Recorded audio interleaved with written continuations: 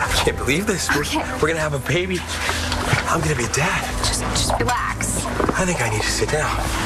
You are sitting. Oh, that's good. But this baby isn't yours. It isn't? Are you sure? Positive. How? See, things have been sort of complicated for me lately. Yeah, I know what that's like. I was with Rex once before we, so evidently I was pregnant when we did it. So I guess it's kind of a lucky break for you. Big time.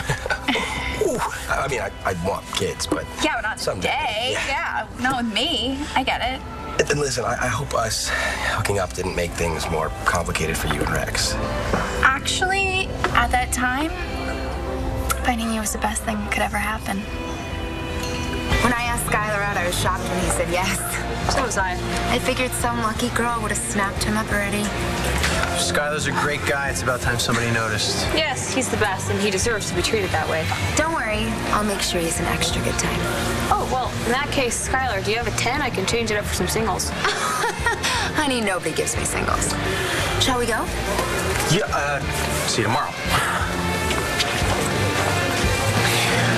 Lose the apron, Marasco. I'm busting you out of here. Cute, but my shift isn't over. I called Debit. She's taking over for you. You did? Why? We are going out on a date. What do you have planned, Balsam? Well, here's a hint.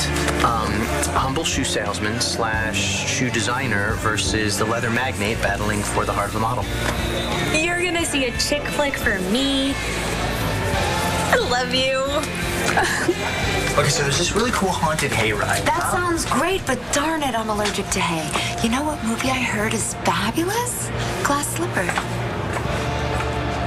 The only thing I'm less interested in than Todd is talking about Todd with you.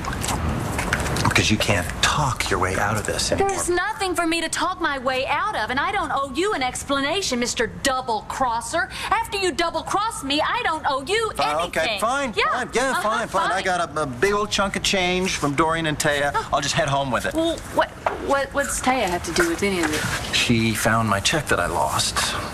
And I guess I dropped it at the country club. Anyway, she returned it to Dorian. I happened to bump into her there. Really? Uh-huh. I'm actually sorry I missed her seeing you for the first time. Well, once she found out what was up, she took off, presumably to find Todd, do a little damage control. Well, it's all right, because I've already given Todd the bad news, and Taya's in for the surprise of her life. So it's Todd. You're good, you know that? I mean, I actually believed you loved me this time. I do. Do you? I always have loved you, you know And that. this is how you show it? I swear to you, I never meant to hurt you, ever. Ever. Sure. Not yet.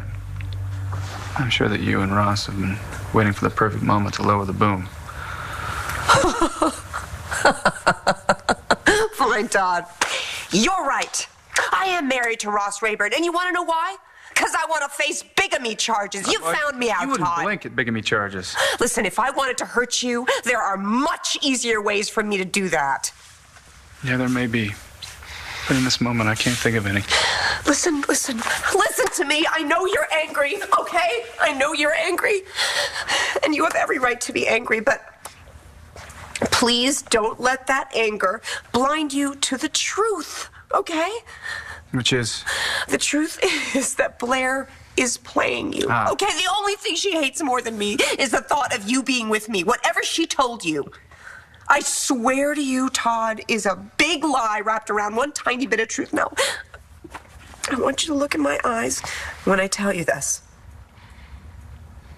I am not married to Ross Rayburn. Yes, Blair told me you'd say that, too. Well, she told you I'd say that because it's the truth, and there are papers to prove it's true. Oh, yeah, you mean the ones that you filed in Tahiti? Yes.